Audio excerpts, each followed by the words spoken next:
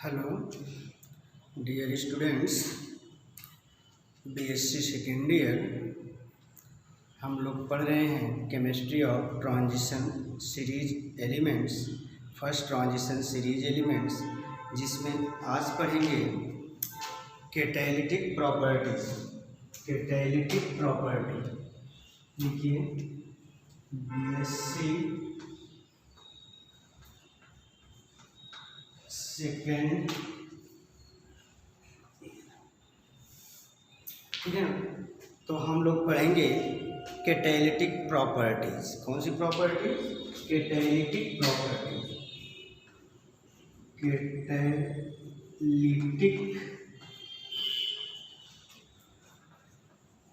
Properties, catalytic property, ठीक है। आपको मालूम है कि जो ट्रांजिशन एलिमेंट्स हैं इनके पास एम्प्टी डी ऑर्बिटल होता है और अनपेयर्ड इलेक्ट्रॉन होते हैं, ठीक। तो ट्रांजिशन एलिमेंट्स के पास एम्प्टी डी ऑर्बिटल और अनपेयर्ड इलेक्ट्रॉन होने के कारण ये बिहेव करते हैं कैटलिस्ट, बिहेव करते हैं एज ए कैटलिस्ट, ठीक है ना। तो ट्रांजिशन एलिमेंट्स का बिहेवियर जो होता है वो कैटालिटिक बिहेवियर होता है, चाहे आपके ट्रांजिशन मेटल्स हों या फिर इनके कंपाउंड हों। इनका यूज हम करते हैं एज ए कैटलिस्ट के रूप में। तो इन ट्रांजिशन मेटल्स और इनके कंपाउंड्स को आप यूज करते हैं एज ए कैटलिस्ट के रूप में। कैटलिस्ट के रूप में क्यों यूज किया जाता है? आपको मालूम है कि इनके पास एम्प्टी डी ऑर्बिटल होते हैं और अनपेयर्ड इलेक्ट्रॉन होते हैं। तो due to the availability of empty D orbital and unpaired electron, ठीक है ना, तो जिसकी वजह से इसको हम इनको यूज करते हैं एज ए कैटलिस्ट, ठीक है। अब इसमें देखिए, transition elements have catalytic property. Transition, लिखो notes, transition element have catalytic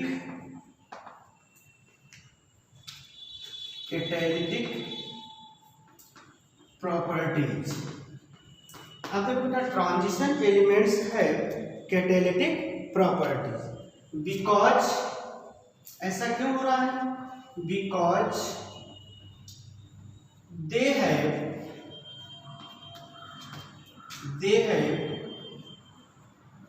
empty d orbital and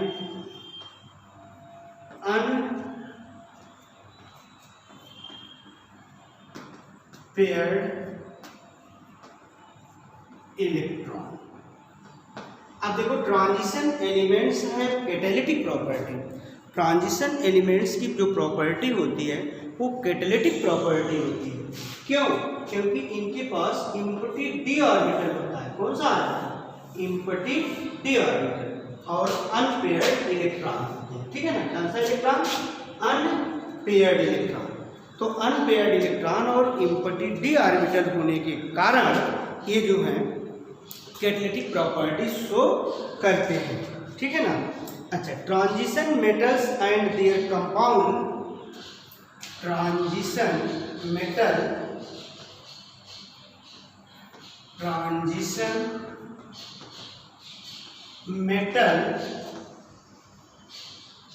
and there compounds, transition metal and their compounds are generally used as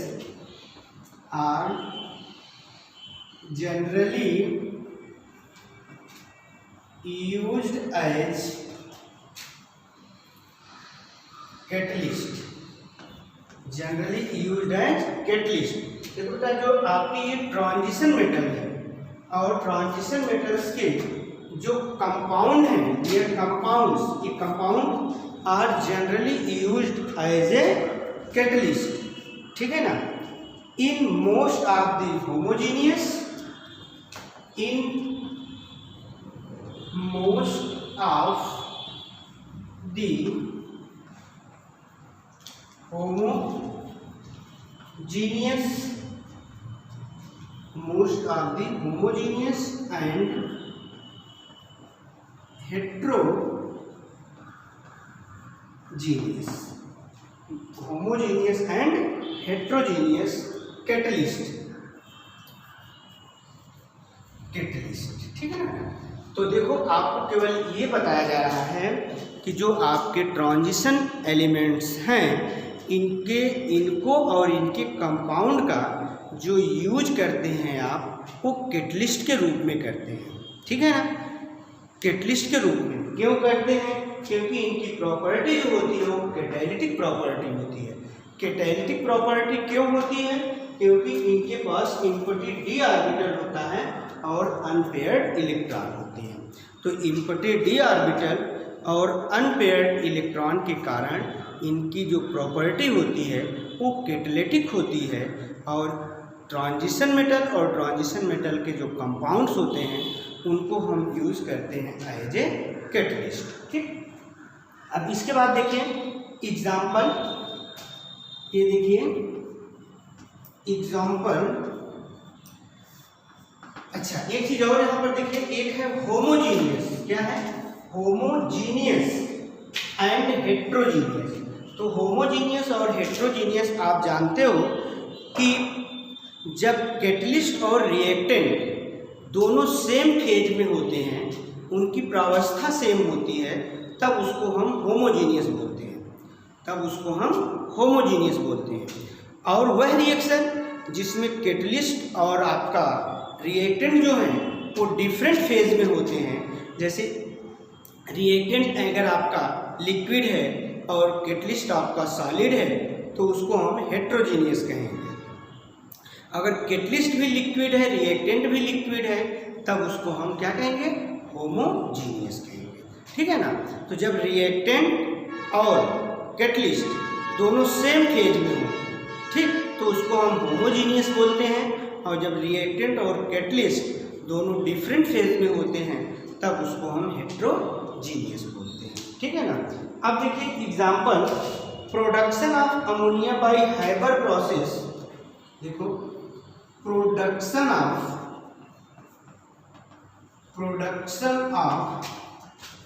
ammonia by hyper process,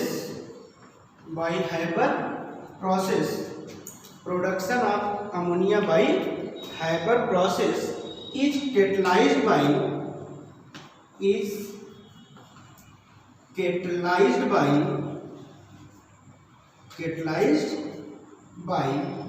iron, ठीक है ना। जैसे ये देखो En2 plus 3H2 और यहाँ पर ये है आपका आयरन Fe और ये हो गया 2NH3। यहाँ पर देखिए नाइट्रोजन आपका एक गैस है, हाइड्रोजन ये आपका गैस है, और जो आपका ये आयरन है Fe एक कैटलिस्ट है, ये है एज ए सॉलिड, ठीक है ना, और ये आपका अमोनिया गैस, ठीक। तो ये reaction N2 plus 3H2 arrow 2NH3 ammonia का प्रोडक्शन हो रहा है, लेकिन इस रिएक्शन को कैटलाइज कौन कर रहा है? आयरन, ठीक है ना। और आयरन का एटॉमिक नंबर 26 है और ये ट्रांजिशन एलिमेंट है। क्या है? ट्रांजिशन एलिमेंट्स है, ठीक है ना। तो अब यहाँ पर आयरन जो है कैटालिटिक प्रॉपर्टी आयरन में क्यों है?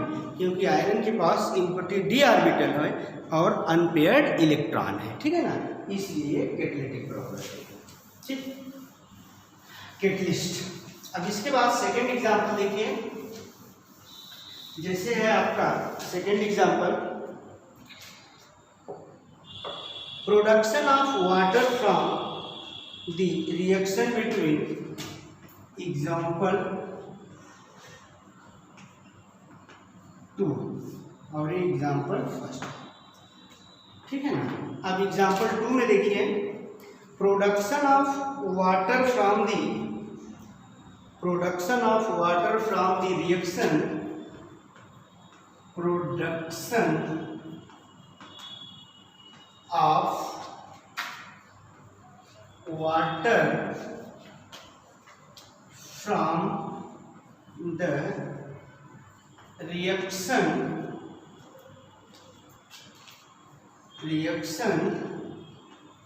between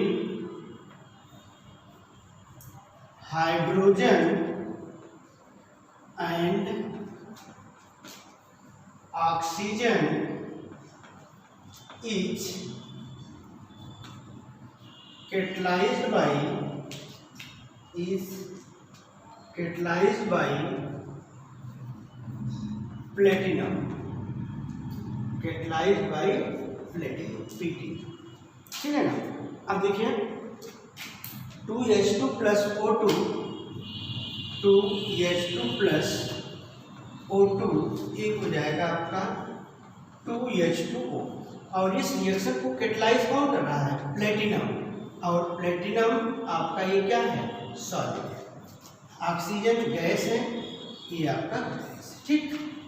अब देखिए हाइड्रोजन और ऑक्सीजन ये सेम फेज में, ये रिएक्टेंट है, ठीक है ना, गैसियस फेज है। आपका जो कैटलिस्ट है वो है प्लेटिनम, किस फेज में है? सॉलिड फेज में है, सॉलिड स्टेट में है। यहाँ देखिए फेज डिफरेंट है, इसलिए हेट्रोजीनियस कैटलिस्ट है। क्या है? हेट्रोजीनियस है। ये भी अमोनिया वाला एग्जाम्पल भी क्या है? हेट्रोजीनियस है, ठीक है ना। तो यहाँ प्लेटिनम आपका जो है एक ट्रांजिशन एलिमेंट है। प्लेटिनम कैसा एलिमेंट है? ट्रांजिशन एलिमेंट है, और इसका एटॉमिक नंबर 78 होता है, ठीक है ना। तो ये यूज हो रहा है एज ए कैटलिस्ट। तो कैटलिस्ट के रूप में इसको हम यूज क्यों कर रहे हैं? क्योंकि इसके पास इम्पटी d ऑर्बिटल है और अनपेयर्ड इलेक्ट्रॉन है, ठीक है ना। इसके बाद आप देखिए the catalytic behaviour of transition element, नीचे नहीं, एग्जाम्पल 3 देख लीजिए। एग्जाम्पल 3 एग्जाम्पल में hydrogenation of alkene and alkyne, hydrogenation of alkene and alkyne are catalyzed by nickel. अब देखिए एल्कीन, ध्यान दो, ये है आपका CH2 डबल बॉन्ड CH2, ये एल्कीन है। इथीन, इसका आईयूपीएसी नाम है इथीन, ठीक है, एथिलीन है। और ये इसका हाइड्रोजिनेशन क्या है? हाइड्रोजिनेशन। तो हाइड्रोजिनेशन कहा जाता है हाइड्रोजन जब जुड़ता है, हाइड्रोजन का जुड़ना क्या कहलाता है? हाइड्रोजिनेशन। ये देखिए CH2 डबल बॉन्ड CH2, तो एक बॉन्ड यहाँ से ब्रेक होगा, तो एक हाइड्रोजन मॉलिक्यूल से, तो इसमें 2 एटम है, एक हाइड्रोजन एटम यहाँ जुड़ेगा तो CH2 की जगह CH3 हो जाएगा, एक हाइड्रोजन एटम यहाँ जुड़ेगा CH2 की जगह CH3 हो जाएगा। तो ये आपका बनेगा CH3 एथेन हो गया। ये किसके द्वारा कैटलाइज हो रहा है? निकिल के द्वारा, ठीक है ना, इसके द्वारा कैटलाइज हो रहा है निकिल के द्वारा। यहाँ कैटलिस्ट क्या है? निकिल का एटॉमिक नंबर कितना है? 28 है, ठीक है ना। और निकिल के पास निकिल कैटालिटिक प्रॉपर्टी इसके अंदर क्यों है? Due to the available of empty d orbital and unpaired electrons, ठीक है ना। अब इसी तरह से ये तो एल्कीन था, एल्काइन ले लो, जैसे ये है CH double triple bond CH, ये देखिए आपका एसिटिलीन है। क्या है? एसिटिलीन है, ठीक है ना। अब इसका हाइड्रोजनेशन होगा H2, तो हाइड्रोजनेशन मीन्स आप जानते हैं एडिशन ऑफ हाइड्रोजन। तो हाइड्रोजन का एडिशन जो होता है वो हाइड्रोजनेशन कहलाता है। यहाँ देखिए ये आपका क्या है? निकिल है।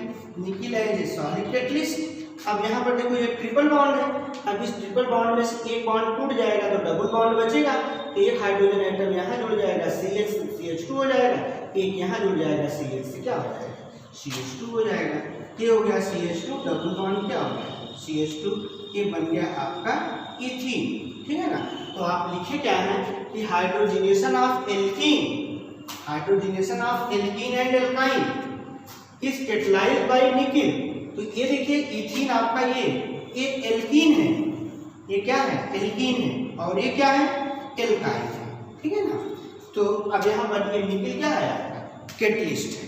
तो निकिल ट्रांजिशन एलिमेंट्स है, behave as a catalyst due to the available of emptied d orbital and unpaired electron. Next आगे देखिए फिर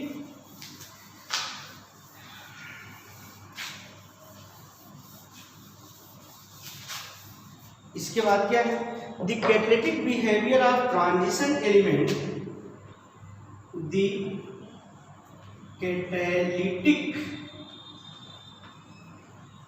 behaviour of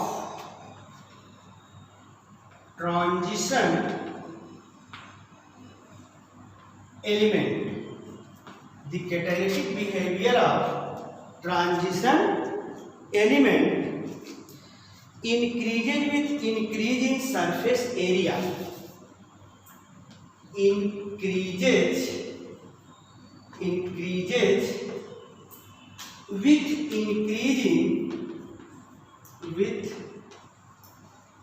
increase in surface area, increases with increase in surface area। ठीक, because number of active site increases, ऐसा क्यों होगा because number of active site increases, number of active site increases, because number of active site increases with increase in surface area, with increase in surface area, ठीक है ना। तो अब देखिए कि जो क्या है the catalytic behaviour of transition element increases. देखो ट्रांजिशन एलिमेंट्स के जो कैटालिटिक बिहेवियर होता है वो इंक्रीज करता है जब उसकी सरफेस एरिया इंक्रीज करती है। ठीक है ना, तो सरफेस एरिया इंक्रीज करने से उसकी क्या होता है कैटालिटिक प्रॉपर्टी जो होती है इंक्रीज करती है। तो the catalytic behaviour of transition elements increases with increase in surface area, because जब सरफेस एरिया इंक्रीज करेगा तो कैटालिटिक प्रॉपर्टी इंक्रीज करती है।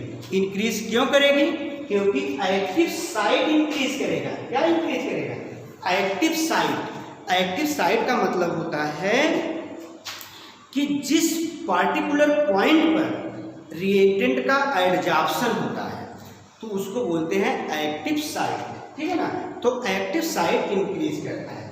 जैसे मान लो ये आपका कैटलिस्ट है, अब यहाँ पर आपका ये रिएक्टेंट इस पर इस पर इस पर इस पर यहाँ पर ये एडजॉर्ब हो रहा है, तो जिस पॉइंट पर रिएक्टेंट मॉलिक्यूल्स एडजॉर्ब होते हैं उसी पॉइंट को हम क्या बोलते हैं एक्टिव साइट बोला जाता है। ठीक है ना, तो जब सरफेस एरिया बढ़ेगा तो एक्टिव साइट बढ़ेगा, और जब एक्टिव साइट बढ़ेगा तो एडजॉर्प्शन बढ़ेगा, और जब एडजॉर्प्शन बढ़ेगा तो कैटालिटिक प्रॉपर्टी बढ़ेगी, यानी रेट ऑफ रिएक्शन बढ़ेगा। ठीक है ना, तो आपसे यही कहा जा रहा है कि जो कैटालिटिक प्रॉपर्टी होती है ट्रांजिशन एलिमेंट्स की वो किसके कारण होती है। जैसे आपके ट्रांजिशन एलिमेंट्स हैं, इनकी कैटालिटिक प्रॉपर्टी इसलिए शो करते हैं क्योंकि इनके पास इम्पटीड d ऑर्बिटल होता है और अनपेयर्ड इलेक्ट्रॉन होते हैं। ठीक, जिसके कारण ये कैटालिटिक प्रॉपर्टी शो करते हैं। ठीक, अब कैटालिटिक प्रॉपर्टी इनकी इंक्रीज कब करती है, जब इनकी सरफेस एरिया इंक्रीज करती है। सरफेस एरिया इंक्रीज करने के कारण इनकी कैटालिटिक प्रॉपर्टी इंक्रीज करती है। सरफेस एरिया इंक्रीज करने से कैटालिटिक प्रॉपर्टी क्यों इंक्रीज कर जाती है? क्योंकि एक्टिव साइट इंक्रीज कर जाता है, एक्टिव सेंटर इंक्रीज कर जाता है, और जब एक्टिव साइट इंक्रीज करेगा तो एडजॉर्प्शन इंक्रीज करेगा। As result catalytic property increase करती है, रेट ऑफ रिएक्शन भी इंक्रीज कर जाता है। ठीक है ना। जैसे अब देखिए आपसे ये है, एक क्वेश्चन है, देखिए क्वेश्चन ये है कि जैसे मान लो ये चाक है, क्या है? चाक है, ठीक, और इसको हम बुक करके, ठीक है ना, पाउडर बना दें, और ये आपका देखिए ये चाक है, ये मान लो पाउडर है और ये आपका सॉलिड चाक है। अब बताओ दोनों में कौन बेटर कैटलिस्ट होगा? बेटर कैटलिस्ट वो होगा जो पाउडर होगा, ठीक है ना। जैसे nickel powder is better catalyst than nickel solid. अब निकिल सॉलिड के कंपैरिजन में निकिल पाउडर जो होता है, निकिल चूर्ण जो होता है, वो बेटर कैटलिस्ट होता है। क्यों? क्योंकि जो निकिल पाउडर होता है उसकी सरफेस एरिया क्या होगी? अधिक होगी, सरफेस एरिया इंक्रीज करेगी, और जब सरफेस एरिया इंक्रीज करेगी तो एक्टिव साइट इंक्रीज करेगा, और जब एक्टिव साइट इंक्रीज करेगा तो एडजॉर्प्शन इंक्रीज करेगा, और जब एडजॉर्प्शन इंक्रीज करेगा तो रेट ऑफ रिएक्शन इंक्रीज करेगा। यानी आपका कैटलिस्ट का जो बिहेवियर है वो गुड बिहेवियर है। ठीक। अच्छा, जो सॉलिड कैटलिस्ट है, पाउडर वाला कैटलिस्ट जो है वो बेटर कैटलिस्ट है किसके कंपैरिजन में? सॉलिड कैटलिस्ट के। क्यों? अब इस जैसे अभी देखो चाक है, ये बेटर कैटलिस्ट नहीं है, लेकिन इसी का अगर पाउडर है तो बेटर कैटलिस्ट है। क्यों है? क्योंकि इसका सरफेस एरिया इंक्रीज नहीं करेगा, और सरफेस एरिया नहीं इंक्रीज करेगा तो एक्टिव साइट इंक्रीज नहीं करेगा, एक्टिव साइट इंक्रीज नहीं करेगा तो क्या होगा कि एडजॉर्प्शन डिक्रीज कर जाएगा, और जब एडजॉर्प्शन डिक्रीज करेगा तो रेट ऑफ रिएक्शन घट जाएगा, और जब रेट ऑफ रिएक्शन घट जाएगा तो कैटलिस्ट अच्छा नहीं है। ठीक है ना। तो क्वेश्चन आपका ये है कि finally divided nickel is better catalyst. Note कर लो, finally divided nickel is better catalyst then